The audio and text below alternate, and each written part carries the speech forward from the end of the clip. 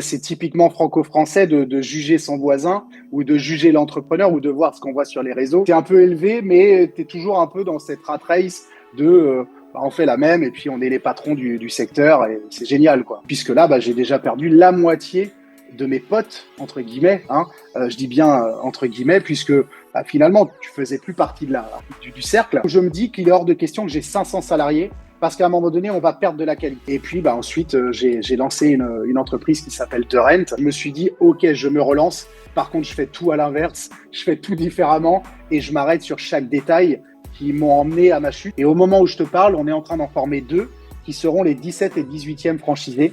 En 18 mois, on a ouvert un franchisé par mois en moyenne. Un de mes plus beaux souvenirs, c'est certainement la reconnaissance de mon fils. Le chemin de ce que vous faites est tout aussi important que la finalité, que vous y arriviez ou que vous y arriviez pas d'ailleurs. Bonjour à tous, bienvenue pour ce nouvel épisode des Artisans de la réussite. Bon, pour ceux qui regardent la vidéo sur YouTube, vous voyez, j'ai mon casque. Aujourd'hui, ça va être une interview en visio avec Mathieu Gillette, un entrepreneur, un multi-entrepreneur.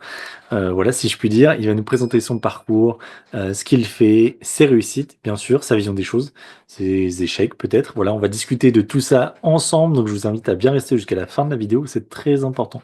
Comme je le dis, cet épisode est disponible aussi en audio sur Spotify, Deezer, Apple Podcast. Et vous pouvez également me retrouver sur tous les réseaux sociaux, Instagram, TikTok, LinkedIn, Facebook. Donc n'hésitez pas à vous abonner, ça me soutient et ça fait plaisir. Allez, je vous laisse en votre compagnie et je vous dis à très bientôt. Salut Mathieu, comment tu vas? Salut Julien, écoute, ça va très bien, merci et toi? Bah ça va nickel, ça me fait plaisir de te recevoir sur le podcast. T'es venu vers moi pour me présenter un peu ce que tu faisais et j'ai trouvé que ton parcours était super intéressant et pouvait être super inspirant pour le podcast. Donc c'est avec joie que je t'accueille sur celui-ci. Tu vas pouvoir nous parler un petit peu de ce que tu as fait, de ce que tu fais, de ce que tu vas faire peut-être, ton parcours, tout ça. Donc, si tu veux bien, pour débuter cet épisode, je vais te laisser te présenter, savoir voilà, qui tu es, voilà, enfin, dans les grosses lignes, on va dire. Après, on va approfondir. Allez, très bien. Merci déjà Julien de me recevoir dans ton podcast, effectivement, hein. Je suis entré en contact avec toi pour parler un peu de l'entrepreneuriat. Tu l'as dit, je m'appelle Mathieu Gillette, j'ai 37 ans. Je suis breton, je suis né à Saint-Brieuc, entre Rennes et Brest, pour ceux qui connaissent. Donc, on va pas parler de la Normandie. Je sais qu'il y a toujours eu cette guerre de clochers. Je me décrirais comme une personne engagée, honnête et droite, mais peut-être à partir de l'âge de mes 30 ans. J'ai entrepris très tôt, à l'âge de mes 21 ans, en sortie d'école. J'ai fait mes études en alternance. Non pas que j'étais très mauvais à l'école, mais je me disais que c'était toujours mieux de travailler. Et puis ensuite, j'ai monté des entreprises, on va en parler un peu après. Et j'aime bien dire que je suis passionné d'entrepreneuriat, un petit peu de sport mécanique, j'en fais de moins en moins parce que je vieillis. Mais en tout cas, voilà, ce que ça a influencé profondément, c'est une forme d'engagement dans ce que je fais. Et donc voilà, je vis pour l'entrepreneuriat et je vis de mes projets aussi bien dans l'IMO que dans les travaux, etc. Donc, tu disais, tu as commencé l'entrepreneuriat à 21 ans, c'est ça, hein? Mhm. Ouais. Avant ces 21 ans, est-ce que tu as eu je dirais un travail classique de salarié? Alors, finalement, très peu sur 4 ans seulement, puisque, comme je te l'ai dit, j'ai fait un bac pro commerce et un BTS force de vente en alternance. Donc, c'était, alors, bac pro commerce, je crois que tu fais 2 semaines école, 2 semaines entreprise, pardon, une semaine à l'école. Et comme ça, pendant 2 ans, je l'ai obtenu.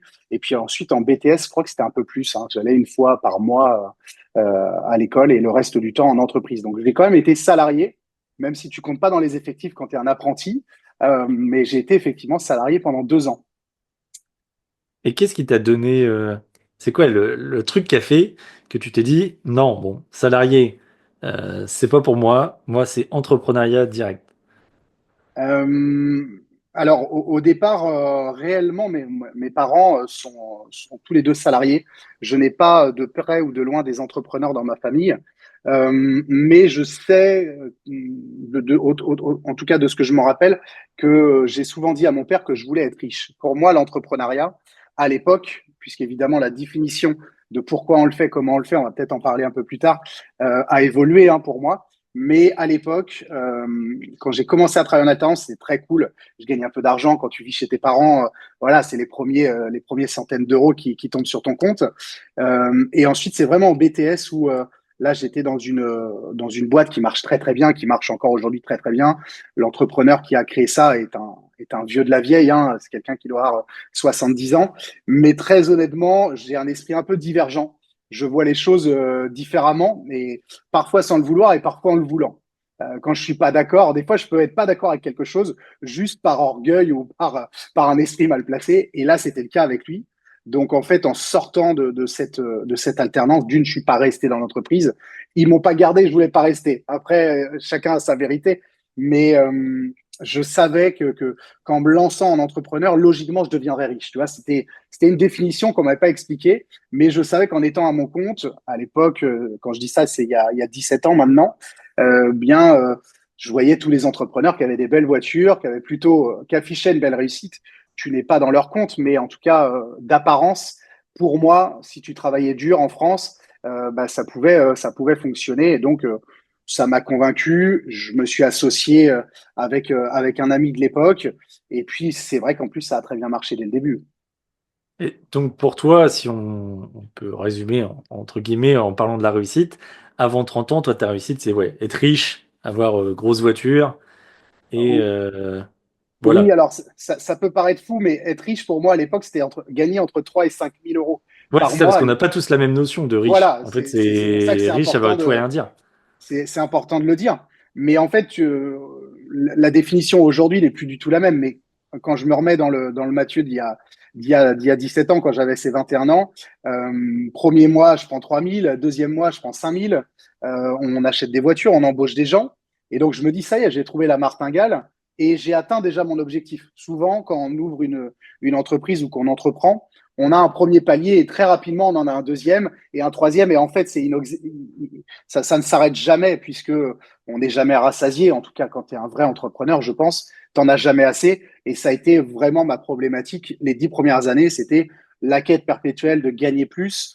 En nous oubliant souvent son pourquoi, parce que ça fait souvent sourire quand je le dis sur scène, quand je fais quelques conférences, c'est de dire que la courbe du bonheur ne suit pas du tout la courbe de l'enrichissement. C'est totalement faux jusqu'à votre premier palier. Si vous voulez gagner 10 000 euros par mois, bah, jusqu'aux 10 000, vous allez avoir une quête de sens qui va être géniale. Mais quand Mhm. tu les as, bah, finalement, tu te dis, OK, j'ai 10 000 euros, mais si tu n'aimes pas manger dans les restaurants gastronomiques tous les soirs, si tu pars pas en vacances toutes les semaines, et honnêtement, si vous entreprenez, moi, j'ai pas beaucoup de copains entrepreneurs qui partent tous les mois en vacances. J'en ai quelques-uns qui arrivent, mais en fait, ils sont pas en vacances, ils travaillent tout le temps. Et donc, c'est vrai que jusqu'à mes 30 ans, pour moi, c'était ça. C'était de bosser sans forcément réfléchir et sans forcément me former non plus. Donc, enfin, d'après ce que tu nous expliques, on peut dire que aussi qu'il peut des fois y avoir une sorte d'illusion dans ce que peut montrer, entre guillemets, quand tu dis, bah voilà, on a 10 000 euros, on part, on est que en vacances, entre guillemets, on fait plus Mmh. rien, alors qu'en fait, la réalité, elle est tout autre, quoi. Elle est tout autre. Et puis, c'est typiquement franco-français de juger son voisin ou de juger l'entrepreneur ou de voir ce qu'on voit sur les réseaux ou de voir ce qu'on écoute dans un podcast. Tu vois des personnes qui sont habillées d'une manière, qui vont avoir une montre, qui vont avoir certainement une voiture, puisque la voiture joue un rôle essentiel chez l'entrepreneur aujourd'hui, de se dire, waouh, il a une Mercedes, il a une Rolex et il a des chaussures Dior, il doit être très riche. Et c'est vrai qu'au début, quand on ouvre des entreprises, eh bien, on est un peu, t'as pas d'expérience et en fait, tu crois un peu ce que tu vois, je dirais effectivement. Moi, c'est ce que ça a été mon cas en tout cas au démarrage de tout ça. Ouais. Ouais, donc toi aussi, tu avais ce truc-là de te dire, quand tu as commencé, de te dire, il faut que j'affiche ce que je veux Oui, représenter, entre guillemets. oui, et surtout, ça, on va en parler certainement après. Moi, jusqu'à mes 30 ans, ça a bien fonctionné. Je suis parti à l'étranger, je suis revenu. J'ai toujours trouvé des clients facilement et ça fonctionnait plutôt bien. Mais je dépensais tout ce que je gagnais. Déjà, ça, c'était la première chose. Et je suis resté très local. C'est-à-dire que j'avais pas cette vision de vouloir être partout en France. J'avais mon entreprise dans le département. Et en fait, tu viens à côtoyer bah, des entrepreneurs dans les after-work, dans les cercles d'entrepreneurs. Donc, je peux citer le BNI qui parle certainement à beaucoup de monde, mais il y en a plein d'autres. Hein, j'ai rien contre le BNI. Et donc, effectivement, tu restes enfermé un peu dans un carcan de tu as une boîte, une PME entre 10 et 40 salariés ou 50 et bah, finalement tu t'achètes un Q8 et tu vas manger au resto le vendredi midi, tu bois de l'alcool, on est breton, hein, donc nous, l'alcool, c'est un fléau, même chez les entrepreneurs. Et donc, en fait, tu te laisses un peu porter comme ça et t'en oublies vraiment ton pourquoi. Tu as entrepris, avec un peu de chance, tu as réussi, mais en fait, tu côtoies peut-être que des gens qui restent un peu dans leur carcan. Et en fait, tu t'es un peu élevé, mais tu es toujours un peu dans cette rat race de bah, on fait la même et puis on est les patrons du secteur et c'est génial, quoi. Mais effectivement, c'était un mirage, je pense, en tout cas pour mon expérience, dans lequel il faut faire attention à pas tomber finalement, parce que tu en perds certaines valeurs et en plus, parfois, tu fréquentes des gens que tu n'as pas forcément choisis. C'est juste parce qu'il est patron et que toi aussi, donc tu te dis, bah, on est pareil. Alors que les patrons, c'est comme chez les salariés, il y en a 10 000 différents. Il n'y a pas le bon et le mauvais, le plus intelligent, le moins intelligent. C'est très multifacette l'entrepreneuriat et notamment les chefs d'entreprise. Ouais, parce que peut y avoir un piège, effectivement, comme tu dis, entre guillemets, de faire, entre guillemets, du business avec des gens que t'aimes pas forcément, mais parce qu'ils représentent ou parce qu'ils ont Mm, telle ou telle entreprise. Et justement, pour toi, comment on peut enfin, réussir à se détacher de ça? Quand on est jeune entrepreneur, de se dire, mince, j'ai en face de moi quelqu'un qui peut m'apporter du business à fond, mais c'est quelqu'un entre guillemets, que je peux pas blairer, que j'aime pas ses mm. valeurs. Comment on peut justement se dire, bah, enfin, choisir entre ses valeurs et puis la réussite de son business ou le développement de son business? C'est c'est compliqué, mais la réponse ne va pas l'être. C'est d'être totalement indépendant financièrement parlant. Généralement, si tu dépends de personne, on en a parlé l'autre jour, le fameux va chier. Alors, ne dites pas à tout le monde que vous croisez va chier et ne Faut se soyez le dire dans pas la tête. indélicat. Faut se le dire dans la tête. Mais dans la tête, effectivement, euh, si vous travaillez avec quelqu'un qui n'est pas aligné avec vos valeurs, pardon, eh bien, regardez vraiment ce que vous pouvez perdre d'immatériel. Évidemment, quelqu'un peut vous donner beaucoup de travail, vous pouvez être en collaboration, etc. Mais si vous n'êtes pas du tout aligné sur ces valeurs, il y a un moment donné, ça va reprendre le dessus. Ça ne va pas prendre le dessus au départ parce que vous allez faire les efforts d'écouter la personne qui est en face et de dire, bon, OK, il a peut-être raison. Mais avec le temps, ça va devenir de plus en plus insidieux et à un moment donné, vous allez exploser. Euh, j'ai un autre cas très, très concret. Dans mon parcours, si je dis que j'ai changé à 30 ans, c'est parce que en revenant de l'étranger, j'ai remonté une entreprise dans le bâtiment et tu le sais, hein, j'ai eu 5, 10, 15, 20, 30, 40 et jusqu'à 42 salariés.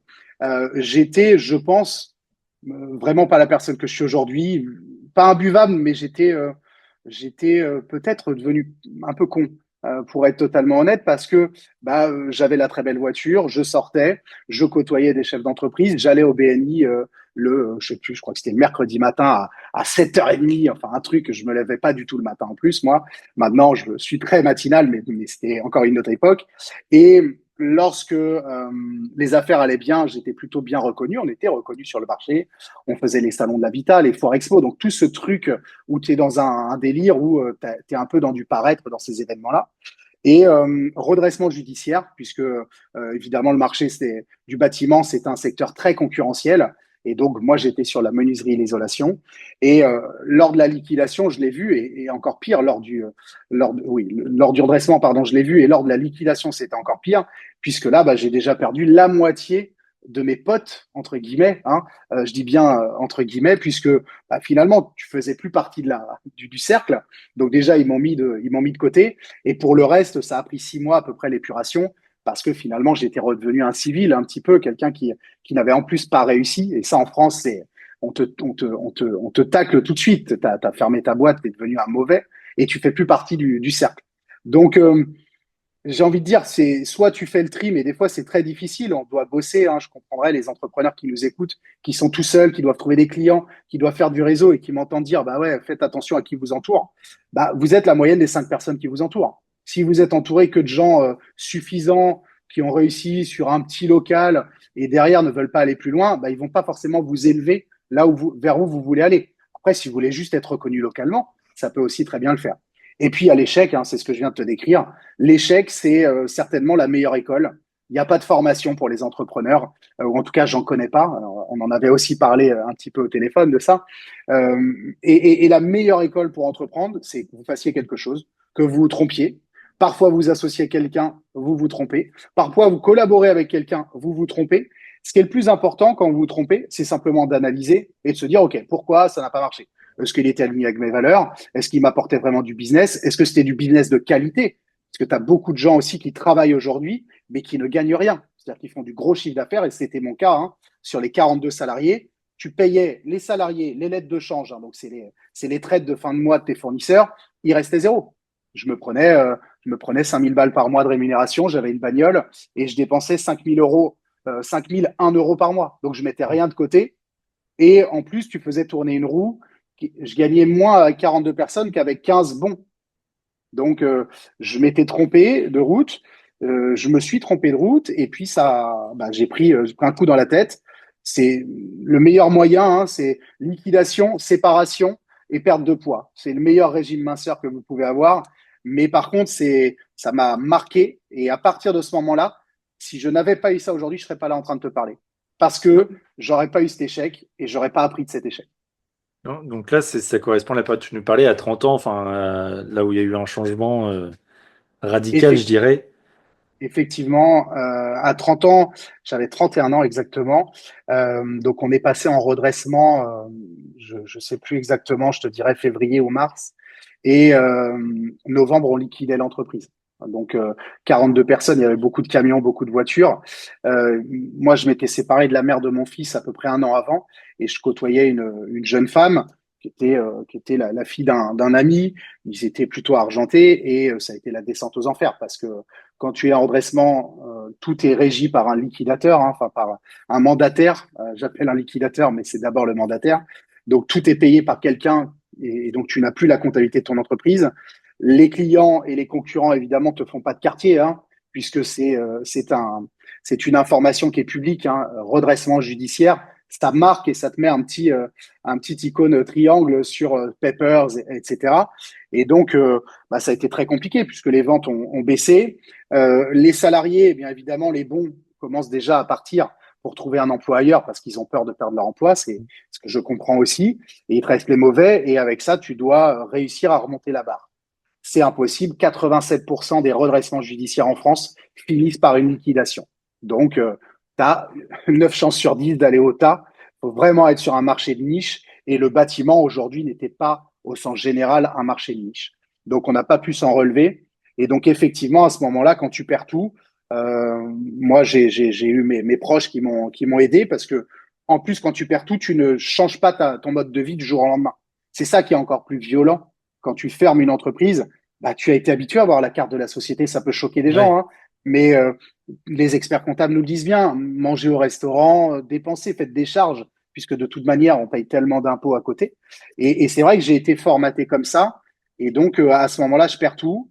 Par chance, j'ai deux personnes, Raymond et Christine, qui sont des clients avec qui j'ai fait une opération de marchand de biens déjà, me demandent ce que je veux faire. Je leur dis plus rien, plus entreprendre, plus de salariés en France.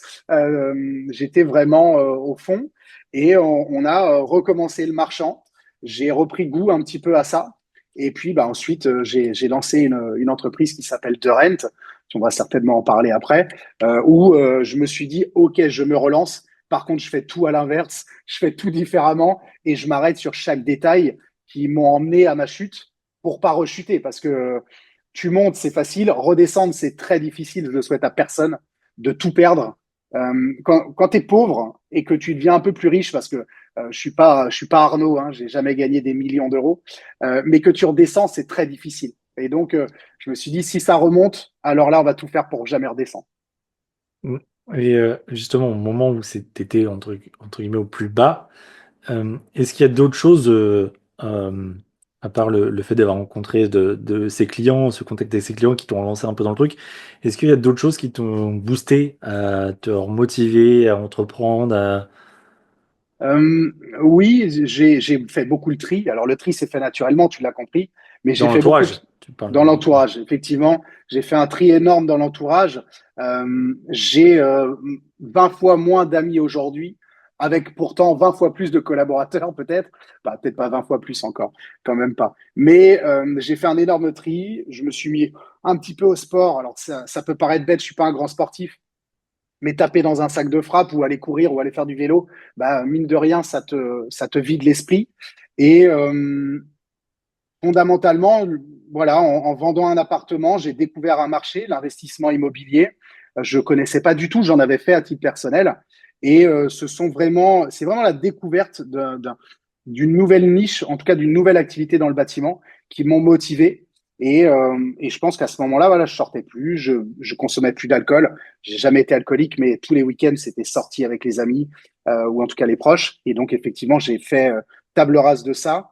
Je me suis promis qu'à 40 ans, j'arriverai à mes objectifs et que pour ça, bah, il fallait être avoir quasiment une organisation militaire. Et l'échec d'avant m'a tellement mis la pression que je me suis dit, si je reprends quelque chose, là, je le fais vraiment avec un engagement total, ou sinon, je ne le fais pas. Et c'est là que le vachier est arrivé dans ma tête, puisque je savais qu'il fallait surtout travailler avec des clients sympas, avec des collaborateurs sympas, à travailler avec des prescripteurs sympas, et que si les gens ne répondaient pas, le mot sympa, c'est pas juste sympa, hein, c'est des gens qui ont des valeurs, etc. Alors, je préférais dire non. Je serais plus cher qu'avant aussi, puisque la marge, c'est très important dans l'entrepreneuriat. Et ça, je l'avais aussi certainement un peu oublié, hein, puisqu'on voulait faire du volume. Et donc, en partant de là, je me suis dit, allez, on repart, mais on le fait avec telle règle. C'est vrai j'entends souvent ça aussi de la part d'entrepreneurs, où je le vois aussi sur des vidéos, enfin des gens qui parlent de ce qu'ils font, le fait de, quand tu débutes dans l'entrepreneuriat, tu sais, de pas être payé à ta juste valeur, enfin entre guillemets, te Oui, sous-coter. oui. Te dire, bah, je fais pas cher parce que je débute, et puis voilà. Alors qu'en fait, ça a plutôt une mauvaise image, enfin, de ce que j'ai vu, hein.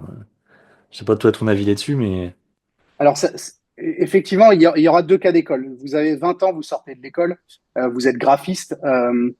Vous pouvez faire quelques remises pour avoir vos premiers clients et avoir ce qu'on appelle de la preuve sociale. Maintenant, si vous êtes un graphiste de super talent et que vous savez faire quelque chose, vous avez de l'or entre les mains, bah, je vous conseille de ne pas vous donner. C'est très difficile de dire non à des clients, d'accord, au départ surtout, parce que dire non à un client, on se dit, mince, j'ai perdu du chiffre d'affaires. Mais dire non à quelqu'un qui n'a pas la juste valeur de ce que vous valez, c'est aussi envoyer un message très clair à ces gens-là qui veulent du discount, qui veulent du pas cher, que vous n'allez pas rentrer dans ce jeu-là. Et par mimétisme, votre clientèle va se reproduire à une certaine vitesse. C'est sûr que je vais prendre un autre exemple. Si je vends des Mercedes au prix des Dacia, je vais en vendre beaucoup au début. Et je n'ai rien contre les gens qui ont une Dacia. Mettez pas de commentaires ou mettez-en, il n'y a pas de problème d'ailleurs. Mais on ne peut pas attendre d'une Dacia la même chose d'une Mercedes. C'est évident. Il y a le statut social, mais au-delà de ça, une Mercedes, c'est un peu plus qualitatif, quoi qu'on en dise.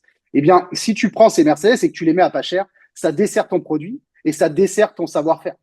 Donc, il est très important de le défendre, d'avoir peut-être un client sur lequel tu fais, je dis une bêtise, deux fois plus de marge que d'avoir 5 clients à côté sur laquelle potentiellement tu fais peut-être que la moitié de la marge. Puisque au final, tu vas forcément gagner plus avec le volume, mais il faut traiter 5 clients, il faut pouvoir bien être aussi qualitatif avec les 5 clients, alors que si tu n'en as qu'un seul, tu vas pouvoir tout donner, vraiment donner le maximum. Et ce client-là, bah, il a forcément des amis. Il a moins d'amis que la masse, mais au moins, petit à petit, tu auras une base de clients qui vont te payer à ta juste valeur.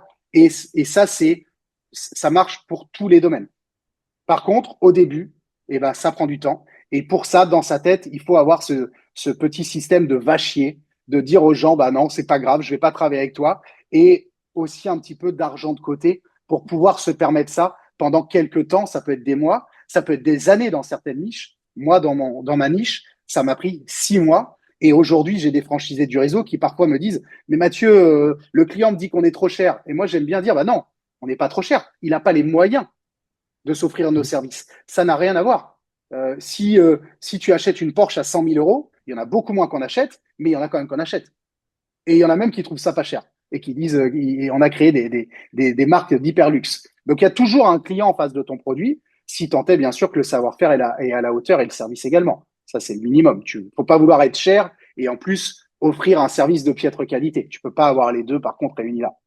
non, c'est clair, c'est clair. Mais j'aime bien ta vision des choses. Je partage la vie.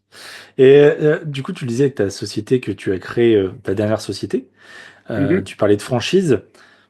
Qu'est-ce qui t'a amené à lancer des franchises? Alors, très rapidement, et avant de te répondre à la franchise, je vais te faire la mini-histoire de Rent Company. En sortant de mes opérations de marchand, j'ai rencontré un chasseur immobilier. Ce sont des gens qui sont payés en mandat de recherche pour trouver des biens d'investissement pour des gens qui n'ont pas le temps, qui n'ont pas envie ou qui n'ont pas la connaissance. Et parfois les trois Ok. réunis. Oui, D'accord? il dit j'ai tel budget, trouvez-moi quelque chose et basta, Voilà, quoi. exactement. Et donc, j'ouvre la porte d'un appartement que je vendais en marchand et ce monsieur me demande de faire la même chose. Tu t'en doutes, évidemment, au départ, j'étais plutôt échaudé avec les sociétés du bâtiment. J'avais quand même eu un échec avant, j'en ai assez parlé. Mais je me suis dit, OK, si je le fais à ma manière. Et c'est là, encore une fois, ce vachier, ou en tout cas, je vais le faire à ma manière. Je vais mettre les prix que je veux pour que je gagne suffisamment d'argent. Je vais standardiser des matériaux parce que j'ai pas envie de poser du lino un jour ou de faire du bas de gamme. J'ai envie de faire comme pour moi. Donc, j'ai sélectionné des matériaux. Cette standardisation m'a permis plusieurs choses. Montrer à des clients ce que j'avais fait, puisque de toute façon, j'en avais fait avant. Avoir toujours la même qualité de pose, puisque mes artisans et mes poseurs poseraient la même chose. D'accord? Donc, ils ne pourraient pas me dire le matériel que tu m'as fourni, Mathieu, est de moins bonne qualité ou de meilleure qualité, puisque c'est toujours la même chose. Et puis, ensuite, la standardisation m'a permis aussi d'acheter un peu moins cher, puisque j'avais une quantité de volume, même si j'étais sur un métier de niche. Ensuite, il y a plein de problèmes dans le bâtiment, et ceux qui nous écoutent et qui sont entrepreneurs le savent. Les délais, les malfaçons, le manque de communication avec les clients. Je pensais que vous feriez comme ça, mais vous l'avez fait différemment. Eh bien, on peut dire, bah, le client est compliqué. Non, tu n'as pas été assez clair. Moi, quand j'ai un client qui est mécontent, et j'en ai, hein, je ne suis pas le meilleur, je suis pas là pour vous vendre de rent compagnie en vous disant, il y a nous et tous les autres mauvais. Non, non, on a 3% de litiges par an, mais je suis OK avec ça quand il y en a 15% dans mon domaine. Je suis déjà meilleur. J'essaye d'être le meilleur. Et donc, quand j'ai un client qui est mécontent, bah, j'essaye d'analyser qu'est-ce qui s'est passé et me dire, même s'il est difficile, bah, c'est moi qui n'ai pas su dompter le client difficile. Donc, j'ai créé une petite offre comme ça, avec des pénalités de retard, avec un système de pré-livraison. C'est-à-dire que j'invitais mes clients et on les invite toujours à dormir chez eux. Et donc, en fait, j'ai réussi à avoir une certaine confiance avec mes premiers clients qui ont accepté aussi de me payer plus cher que s'ils prenaient des petits artisans à droite à gauche. Mais ce sont des clients qui n'ont pas le temps. Moi, mes investisseurs, ils n'ont pas envie d'aller le samedi démolir une cloison. Ils n'ont pas envie d'aller le vendredi soir voir un électricien qui leur explique que bah oui, le tableau il a brûlé, mais c'est pas de sa faute. Et peu importe, parce que j'ai des clients qui aujourd'hui gagnent plus à faire leur activité et qui voient l'investissement locatif comme leur retraite, comme un placement. Et donc en partant de là, bah, j'ai fait une offre qui répondait à tout ça et surtout une offre qui me correspondait. Donc j'ai mis des barrières, j'ai mis un cadre, j'ai processisé cet ensemble. Ça a bien marché à Saint-Brieuc. J'ai ouvert ensuite au Mans et à Quimper en succursale, donc avec deux associés, deux amis à moi, la deuxième année. La troisième année, ça a continué à marcher et j'avais de plus en plus de clients et de prescripteurs, donc des formateurs immobiliers, des conseillers en gestion de patrimoine, des banquiers, des agents immobiliers, qu'on a continué. Et puis j'ai ouvert à Rennes, à Nantes, à Niort.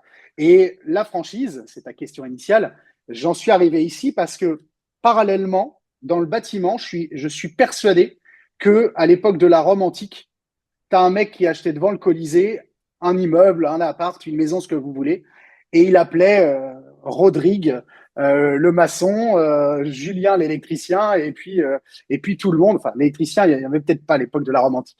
Mais en tout cas, il appelait des artisans et puis il disait, bah voilà, moi je vais investir, je vous paye 3 écus et puis vous me rénovez ça. En face, il y a le Colisée, je vais louer tous les week-ends, ça va être complet.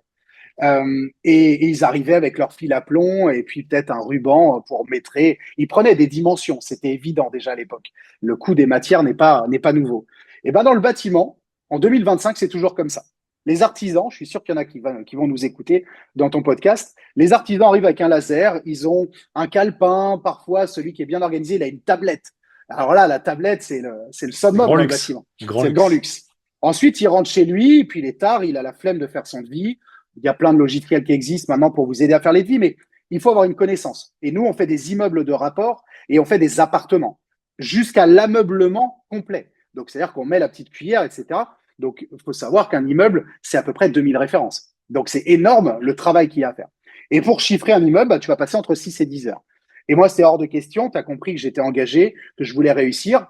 Donc, j'ai rencontré un codeur informatique et je lui ai dit, écoute, c'est la préhistoire, le bâtiment.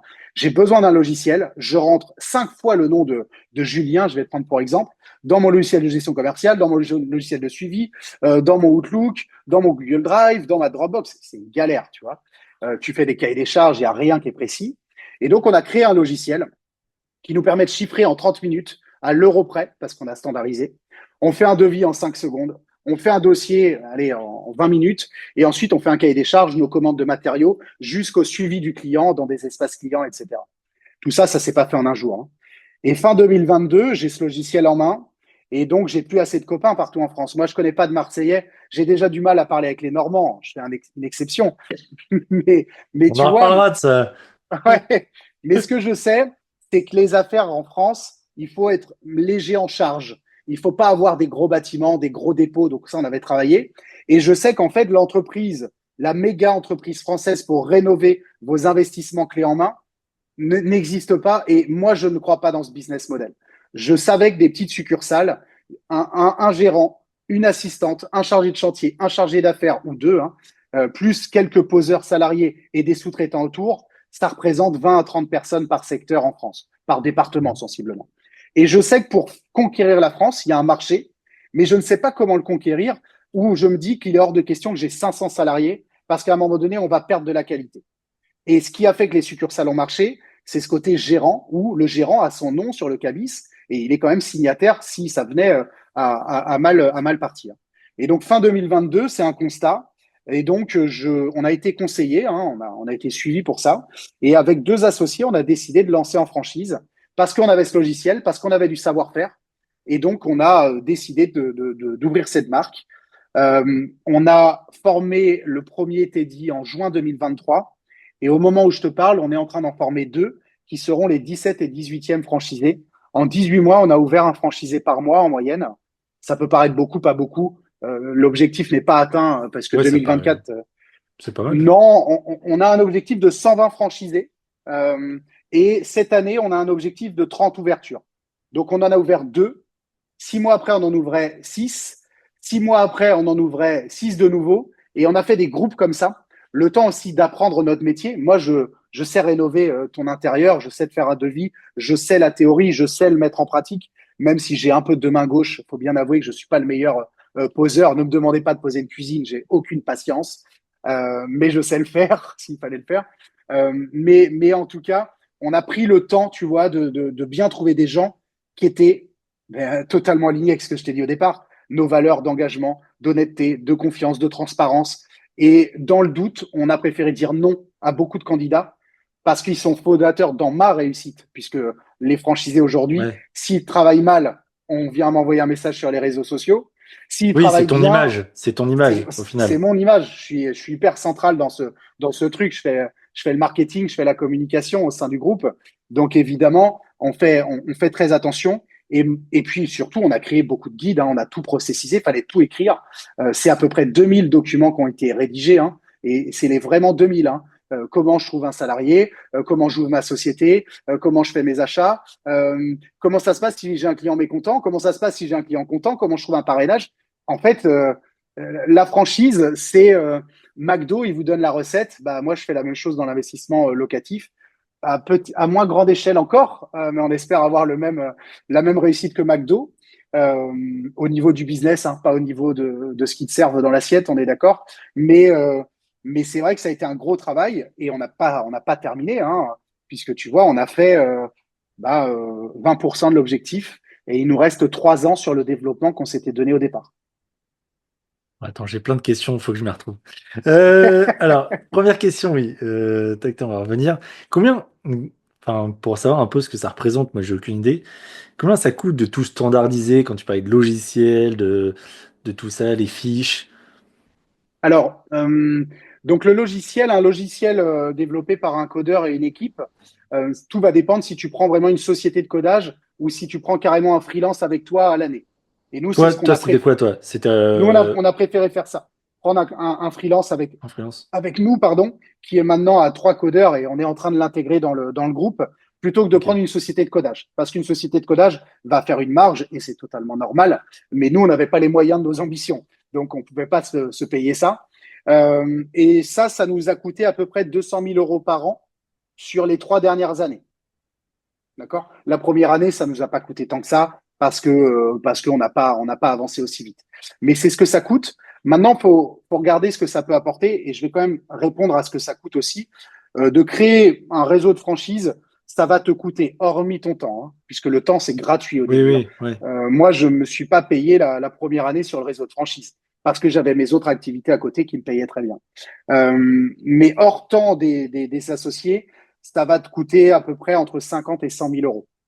Entre le conseil, la rédaction de tous les contrats, puisque évidemment là, ce sont des avocats spécialisés. Et puis ensuite, tu vas avoir des dépôts de marque également, puisqu'il faut protéger ta marque.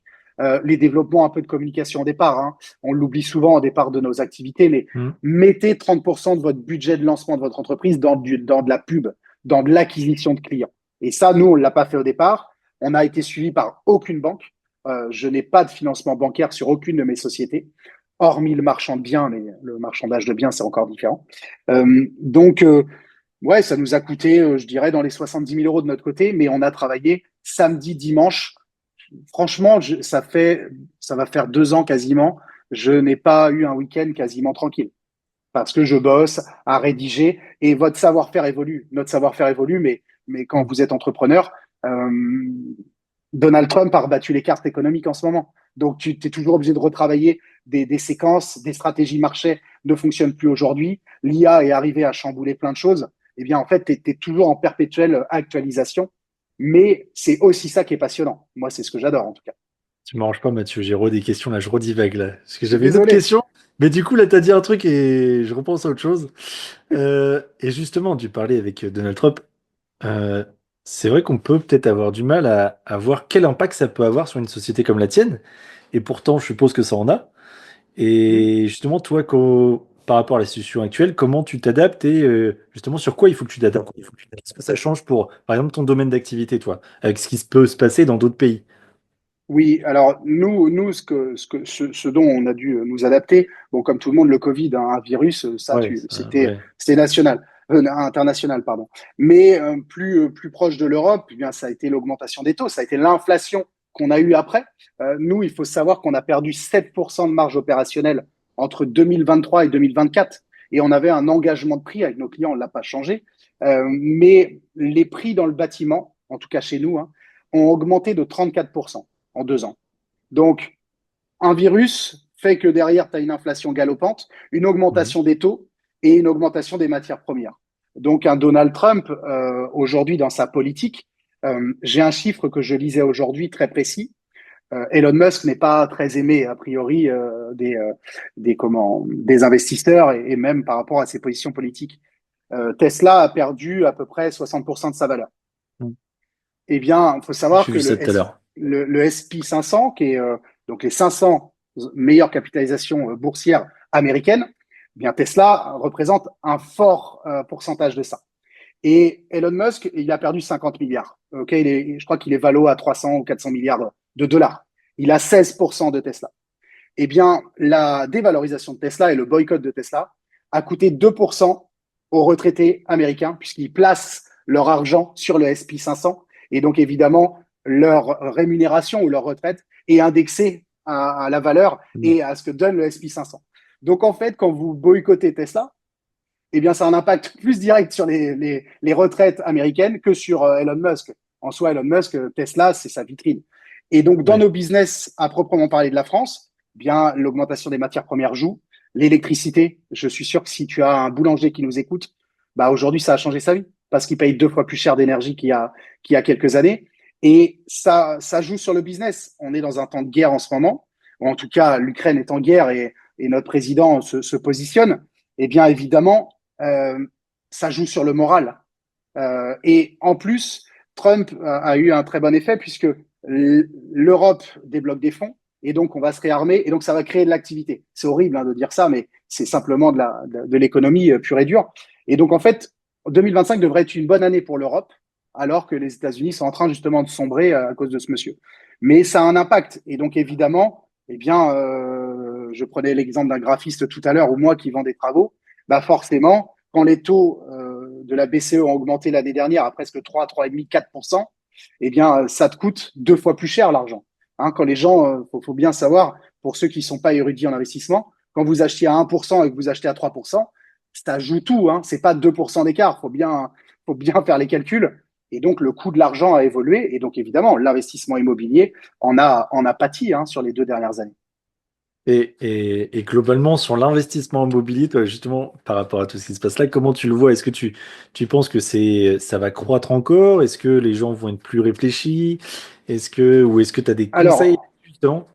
oui, alors bon, je peux pas donner de conseils d'investissement. Nous, notre Non, c'est nos ton conseil à sociétés, toi. Voilà, après, il voilà, est propre à toi, ton conseil. on fait des travaux pour les investisseurs, mais je dirais que ça a régulé le marché. En fait, toute crise est bonne. Il faut essayer simplement de voir le bon côté. Je vais te donner des chiffres. Il y a encore 2 ans, il y avait à peu près 900 000 transactions, d'accord? Et la moitié, un pour un, était de l'investissement immobilier. Une personne achetait sa RP, une personne achetait de l'immobilier. L'argent était tellement gratuit à 1% que n'importe qui pouvait acheter. Même quand on Mhm. gagnait 2000, 2500 euros, si on mettait de côté, même 1500, hein, si on mettait de côté, qu'on vivait chez ses parents, tu pouvais acheter de l'immobilier.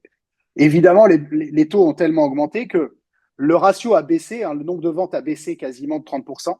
Et maintenant, vous avez 3 investisseurs versus 7 personnes qui achètent pour de la RP ou de la résidence principale. Donc, tu vois, ça, on divise de 30 et on redivise encore la Mhm. poire. Donc, on a beaucoup moins de clients. Et pourtant, de notre côté, on a fait 200% d'augmentation de chiffre d'affaires en ouvrant des franchises, évidemment. Mais surtout, notre panier moyen, qui était à peu près de 68 500 euros hors taxe, est passé aujourd'hui à plus de 125 000 euros. C'est-à-dire que on rénovait beaucoup d'appartements au moment où tout le monde pouvait acheter, puisque le français moyen gagne à peu près 2 500 euros par mois. D'accord? Donc, là-dessus, quand on prend 34% du HCSF, qui est finalement le taux d'endettement maximal, puisqu'ils ont capé ça, et c'est aussi ça qui a battu un peu les investissements en Europe, en tout cas sur l'investissement immobilier, eh bien, forcément, qu'est-ce que tu as laissé la place? Bah, aux gens qui gagnent plus. Donc aujourd'hui, notre clientèle est passée des appartements à beaucoup plus d'immeubles de rapport, a fait croître notre chiffre d'affaires, notre panier moyen, et en plus a fait croître notre marge, puisqu'on fait moins de clients. Aujourd'hui, une franchise chez nous, c'est 16 clients à 125 000 euros, donc 1 500 000 euros par an de chiffre d'affaires. Avant, pour faire ce même chiffre, on avait à peu près 2 fois plus de clients, 2 fois plus de clients, 2 fois plus de temps à passer. Et évidemment, on travaille du lundi au vendredi comme tout le monde. Mhm. Certains travaillent un peu le samedi, mais on ne peut pas travailler la nuit non plus. Donc, on a moins de clients, on a une meilleure qualité et on gagne plus puisque bah, on fait que 16 fois une action, alors que de l'autre côté, on le faisait 32 fois. Est-ce que Pour te tu as résumer, des... hein, Ouais, ouais. Et est-ce que tu as t'as eu des gros noms, entre guillemets, dans tes clients? des gros noms dans mes clients, j'ai Sans failli en forcément avoir, hein. sans dire, hein, ou tu peux le dire comme tu veux, mais. Non, alors j'ai un franchisé qui a Denis Brognard en client. Ah ouais? Voilà, moi je le connais pas directement. On a failli se mettre d'accord sur un projet avec un des fondateurs de Bien Ici. J'aurais été tellement fier de le faire. Mais Ouais. non, après honnêtement, je pense qu'aujourd'hui on est encore un peu trop petit pour avoir des grands noms de l'investissement, je dirais, ou des grands chefs d'entreprise. Et je pense qu'en plus ils se font conseiller, donc je les aurais pas directement. Donc non, je vais pas te faire rêver. Par contre, je peux te faire rêver sur des revenus, si ça vous fait rêver un petit peu. J'ai eu une personne qui prenait 44 000 euros par mois. Ah ouais. Et Ouais. elle faisait quoi? Non, je peux pas le dire parce qu'il va se reconnaître. Non, mais dans un domaine, c'est quelqu'un enfin, qui était pas, enfin, qui était directeur ou quelque chose comme ça. Oui, Ou patron de sa boîte. même pas. Non? Ouais, Même patron de pas? sa boîte, une dizaine de salariés. Ouais. Une boîte très Ok. prospère. Ouais. Et, euh, et la moyenne chez nous, nos clients gagnent entre 2 500 et 10 000 euros par mois. C'est la moyenne. Ok. Hmm. Oui, 44 000, ça commence à faire. 44 000, surtout qu'ils prenaient 20 semaines de vacances par an. Donc, Ah, donc tu vois, et par contre, lui, il était quand même dans l'illusion, entre guillemets. Il était en plein ouais, dedans, lui. il est sur un marché de niche et je peux te dire qu'il était ultra sympathique. C'est même devenu un ami, même si d'ailleurs on n'a pas forcément refait. Enfin, il fait une opération par an, donc c'est pas, tu vois, c'est pas mon plus grand client, mais un mec très très cool. Ouais. Donc, comme quoi, tu peux gagner beaucoup d'argent et rester simple. Hein. Et ouais, c'est ça. Mm, Une question que j'avais à te poser aussi tout à l'heure quand tu parlais des franchises, tu mm. parlais justement de la sélection des franchisés, qu'il fallait qu'ils aient des valeurs. Est-ce que ça t'est arrivé malheureusement d'avoir des mauvaises surprises, de voir un candidat, de dire bah voilà, cette personne-là elle correspond, elle a mes valeurs, et au début que ça a commencé, t'as vu que ça tournait pas bon. Alors, oui et non.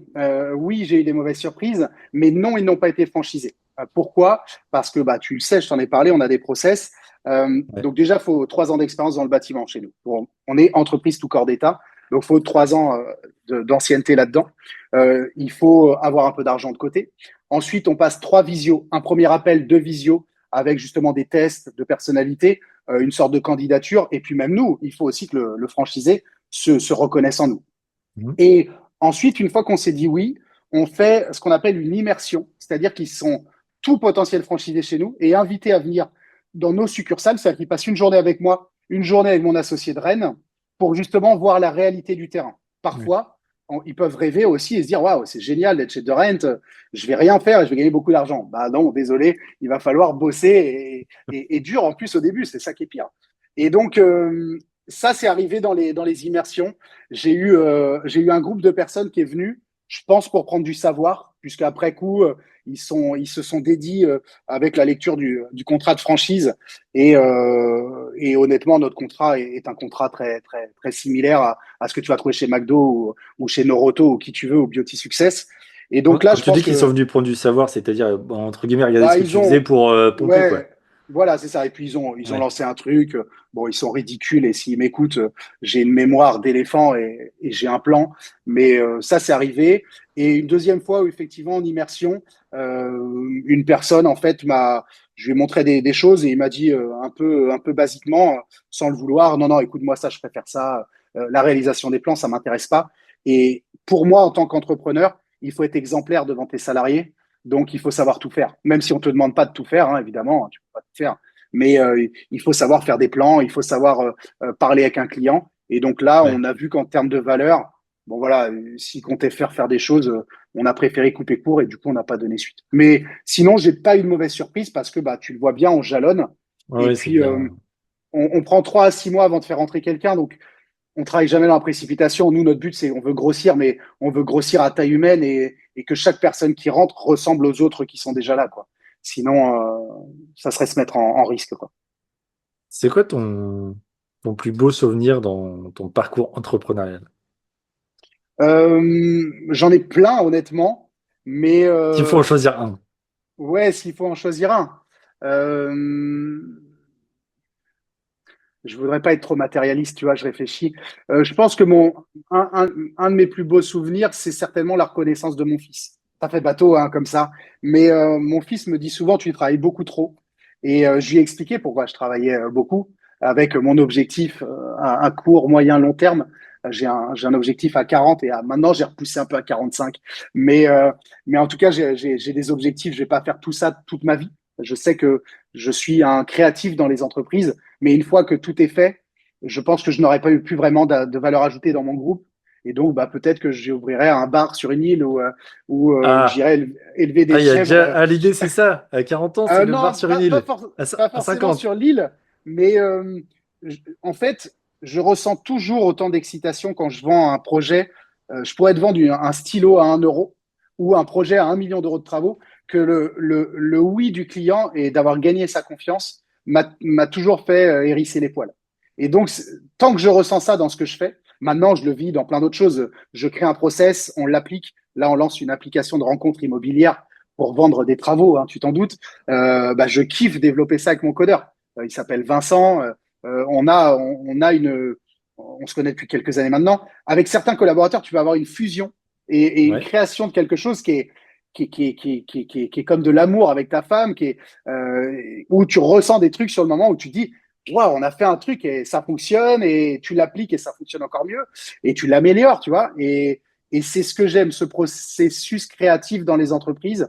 C'est ce que je retrouve dans l'investissement immobilier. On vient de rénover une chapelle avec un associé. J'ai surkiffé avoir une chapelle. Maintenant qu'on l'a, on a du mal à trouver un concierge et je me dis, on a fait une connerie. Mais le chemin, tu vois, et c'est la courbe du bonheur dont je te disais tout à l'heure, Ouais. le chemin de ce que vous faites est tout aussi important que la finalité, que vous y arriviez ou que vous y arriviez pas d'ailleurs. Du moment que vous prenez votre pied dans ce moment-là, c'est tellement bon et faites en sorte que ça dure toute votre vie et de ne Ouais. pas Et avoir c'est même d'échec. le plus important en plus. C'est le chemin, quoi. Oui, Xavier Niel, l'autre jour, je l'ai vu dans Hot Ones, il a échoué 8 boîtes sur 10. Mais à côté, tu vois que Frick a réussi. Mais il dit, je suis un éternel perdant. Et les entrepreneurs, nous sommes des éternels perdants. On essaie des trucs. Moi, j'essaie plein de trucs. tu lances le truc, tu as bossé un week-end, il n'y a personne qui te répond, ça marche pas. Tu- voilà, tu vois, et des fois, Tiens, ça te bah, coûte de tiens, l'argent. enfin, c'est quoi peut-être un truc que tu as essayé de lancer et aujourd'hui, Ouah, il y entre en a guillemets, tu, plein. tu peux en rire en te disant pourquoi j'ai voulu faire ça. Ah, Alors, c'était. il y a quelques années, donc après avoir repris, avoir créé de Rent, maintenant je mets beaucoup d'argent de côté, donc j'avais vite un peu d'argent. Et j'avais un rêve, c'était pas très, un grand rêve, hein, mais je voulais avoir des rôtisseries sur les marchés. Je Ok. trouvais que sur les marchés, le marketing était bidon, il n'y avait pas forcément de réseaux sociaux, personne prenait un poulet rôti et faisait le con avec. Donc j'ai voulu faire une mascotte de poulet rôti, j'ai acheté une remorque, je n'y connaissais rien, je sais cuisiner, mais honnêtement, allons au restaurant plutôt, vous dînerez mieux que chez moi. Et du coup, je me suis renseigné, et à quel point, pour te dire, je suis allé sur le marché de Saint-Brieuc, je me levais à 6 heures du matin pour voir qui s'installait, comment ça marchait. Et je Ouais. comptais par heure le nombre de poulets que vendaient les personnes en place pour voir les pics, à quel moment tu pouvais vendre le plus de poulets. J'ai acheté une super remorque, ça s'appelait le poulet breton, hein, vous le retrouvez encore sur les réseaux sociaux. Et j'ai acheté une super remorque, noire et blanche, en détournant un peu le logo de la Bretagne. Super marketing. On avait en plus proposé des poulets churrasco, c'est des poulets portugais qui sont cuits hein, ouverts en deux. Ouais, bah, je suis Ok. l'expert, Julien. Je peux te faire une heure, hein, mais on pourra refaire on pourra refaire un Non, mais podcast. Et tout ça pour dire que tu as bien alors, étudié le truc, quoi, du ouais, non, poulet. non, j'ai très Euh, bien étudié. C'est un poulet qui est mariné pendant 24 heures. Franchement, c'était super bon. Et la seule erreur, et c'est la plus grosse, c'est qu'évidemment, vous en doutez, je n'allais pas le samedi et le mercredi sur le marché me lever à 5 heures du matin et mettre les trucs de poulet. Donc, je me suis associé. Et là, tu vois, pourtant, je fais très attention et je me suis fait complètement avoir. C'est-à-dire que je me suis associé avec une fille, je me souviendrai toute ma vie. Le premier matin, elle m'appelle en crise, hein. Ouais, tu te rends compte, il fait super froid. Et ouais, tu es en Bretagne et tu lances en plein mois d'hiver. Qu'est-ce que tu veux que je te dise? Et donc, j'ai mis 25 000 euros dans cette remorque et j'ai toujours une reconnaissance de dette sur cette affaire. D'ailleurs, si elle m'écoute, rembourse-moi, hein, je donnerai mon RIB à Julien, mais elle l'a. Et en fait, je me suis planté carrément, quoi. C'est-à-dire que ça a duré 2 mois et demi. Et pour te dire à quel point j'étais bête, j'ai emmené mon fils, parce que c'était mon rêve d'emmener mon fils manger un poulet qui était à moi dans ma remorque. Et quand je suis arrivé devant le truc à poulet, il m'a dit, Papa, j'aime pas le poulet. Voilà. Donc, bon, alors qu'il aimait le poulet, hein, il a juste décidé de pas être, tu vois, il a été divergent. Et donc, j'ai perdu 25K sur cette affaire. J'ai pas fait de financement, donc j'ai payé cash, hein. C'est mhm. moi qui apportais les fonds.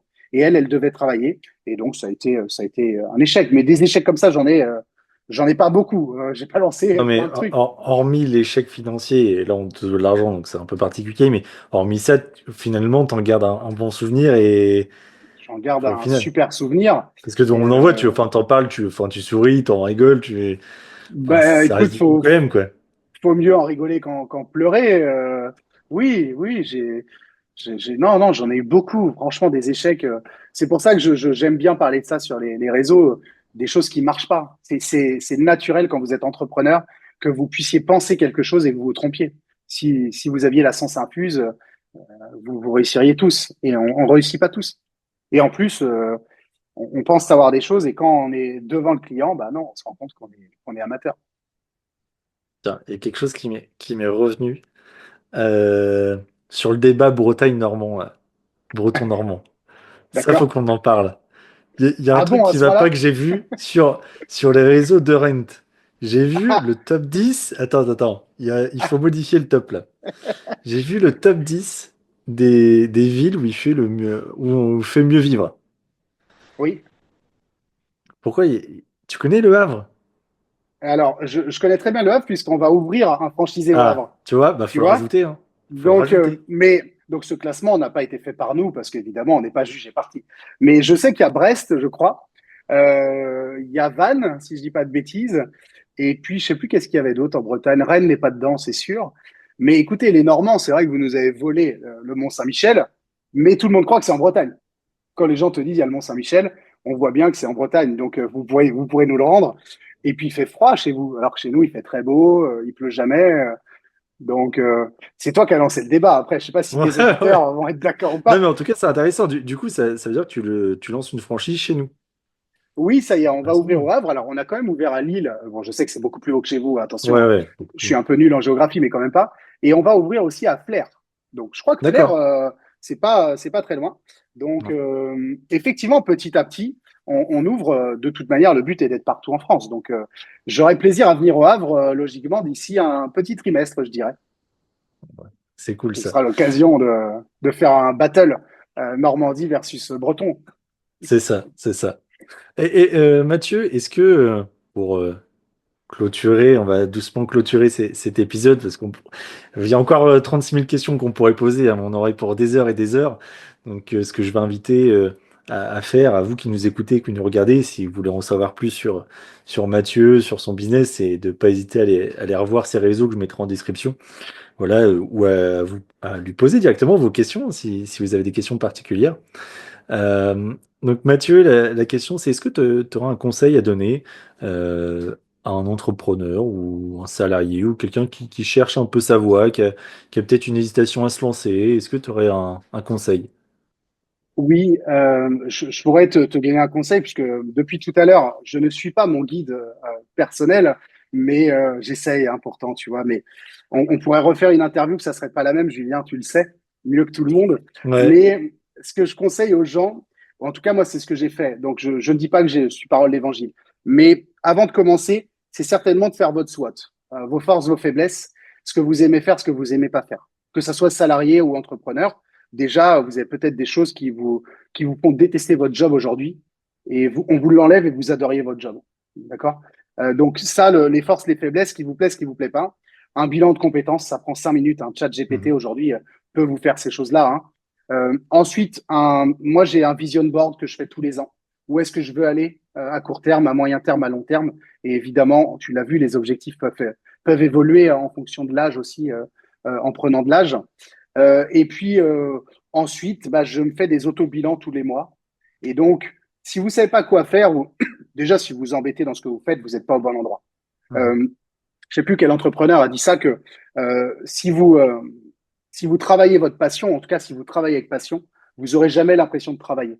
C'est pas exactement comme ça le terme, je ne l'ai plus exactement, mais quand tu fais un truc que tu adores, tu pourrais le faire de 6 heures à 23 heures et aller te coucher et te relever le lendemain et te dire je refais la même chose. Mhm. Donc, salarié, entrepreneur, il faut des salariés, hein. Moi, je pousse personne à entreprendre. Je suis pas quelqu'un qui va vous conseiller à tous de devenir patron. S'il n'y a plus que des entrepreneurs, il va plus avoir de salariés. Et donc, notre Mhm. modèle économique va plus tenir aussi. Donc, en tout cas, entrepreneur comme salarié, c'est vraiment de savoir votre pourquoi. Pourquoi je fais ça? Est-ce que je me plais dans ce que je fais? Est-ce que je le fais juste pour manger à la fin du mois? Est-ce que j'ai une passion que je voudrais faire? Parce que ce que je sais, me rapprochant de la quarantaine, puisque demain j'aurai une année de plus, euh, je sais il n'y a pas le temps pour les regrets. Vous avez qu'une vie. Vous êtes venu sur Terre. Vous pouvez vous embrouiller avec n'importe qui sur cette planète. Vous pouvez perdre la vie rapidement. Vous pouvez tomber malade. Vous pouvez perdre des proches. Je l'ai encore vu la semaine dernière. Eh bien, tous les gens comme ça, quand on est dans le mal, le seul truc qu'on se dit, c'est si j'avais su, je l'aurais fait avant. Mhm. Si j'avais su, bah, je serais pas allé faire comme si. Donc, analysez-vous. Plein de gens sont la tête dans le guidon à bosser tous les jours. Prenez 4 heures pour vous, un dimanche après-midi, vous dites à votre femme, laisse-moi tranquille, juste 4 heures. Vous partez tout seul dans un bois où vous voulez et vous dites, OK, est-ce que je suis vraiment en phase avec ce que je voulais être quand j'étais gosse? Ce que je veux être maintenant? Est-ce que je suis heureux? Est-ce que ma femme me rend heureux? Est-ce que mes amis me tirent pas vers le bas non plus? C'est horrible d'être cartésien comme ça. Mais en fait, quand tu arrives à le faire, eh bien, il y a une buée un peu au départ. Et après, tu dis, OK, il faut que ça change parce que je vais avoir 40 ans, parce que mince, je suis en train de passer à côté de ma vie. Et à 60 balais, ça sera trop tard. Vous serez vieux et vous irez tranquillement vers la tombe et vous direz, et si j'avais su, et moi, j'ai plein de potes qui ont 60 ans. Et c'est les premiers à me donner le conseil de me dire, vie, tu bosses trop, machin. J'ai dit, je kiffe en ce moment, laissez-moi tranquille. Je fais mon kiff, j'aurai jamais aucun regret. Par contre, je vais pas faire ça jusqu'à 70 ans. Parce que je sais qu'à un moment donné, il faut aussi aller kiffer la vie, aller au soleil, ça fait du bien, surtout pour un breton. Donc voilà, le meilleur conseil, c'est de s'écouter, de prendre le temps et d'écrire. Moi, j'écris beaucoup sur, bah, tu l'as vu, hein, voilà, sur ce guide-là. J'ai rédigé un Word et tous les jours, je l'ai retravaillé. Maintenant, il est plutôt pas mal. Mais tous les ans, je le retravaille pour vraiment faire ce que je kiffe. Et le jour où je kiffe plus, je fais autre chose. Autre chose. Bon, ben, en tout cas, peut-être qu'on refera un épisode pour une prochaine activité. C'est sûr, ça pourrait être marrant, ça. Je ne sais pas ce que sera le podcast dans 5 10 ans et ce que tu feras, mais je... ça me plaît de me dire peut-être que dans 5 ans ou 10 ans, on pourra rééchanger et puis tu pourras nous parler de Avec ce que tu plaisir. fais et que peut-être que tu seras en train d'ouvrir un bar sur une île et peut-être, hein, ou complètement autre chose. Mais je trouve ça cool voilà, de vouloir avoir toujours des nouvelles idées et puis d'avoir plein d'ambitions comme ça. En tout cas, Mathieu, je te remercie voilà, d'être venu Merci, sur le Julien. podcast. Comme je vous l'ai dit, vous allez pouvoir retrouver toutes les infos pour retrouver Mathieu en description. Voilà, sous la vidéo YouTube, aussi en description sur les plateformes de streaming audio. N'hésitez pas à vous abonner, hein, c'est très important, à me suivre sur tous les réseaux sociaux. Mathieu, est-ce que tu as un petit dernier mot avant qu'on coupe le live? Enfin, pas le live, mais la visio.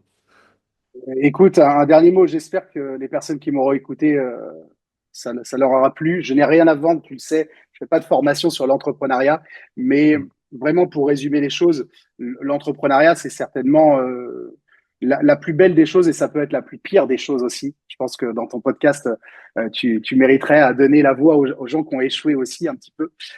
Donc merci, parce que moi aussi j'ai échoué beaucoup. Mais en tout cas, si vous n'essayez pas, vous ne saurez pas. Et c'est ça qu'il faut vous dire. C'est que si ce podcast vous dit, tiens, j'ai bien envie de me lancer, mais j'ose pas, c'est quand même que la petite graine est là. Laissez-la pousser, prenez le temps. Il y a pas de, c'est pas une course, c'est pas un sprint, l'entrepreneuriat, c'est un vrai marathon. Il y a des hauts, il y a des bas. Mais si vous avez votre pourquoi, si vous avez l'envie, vous allez surkiffer ce que vous allez faire. Et en plus, sur un malentendu, ça pourrait marcher, vous rendre riche. Super. Merci pour ton conseil, Mathieu. On va clôturer l'épisode. Moi, je vous dis à très bientôt pour un nouvel épisode des Artisans de la réussite. Et n'oubliez pas, nous avons chacun notre propre vision de celle-ci.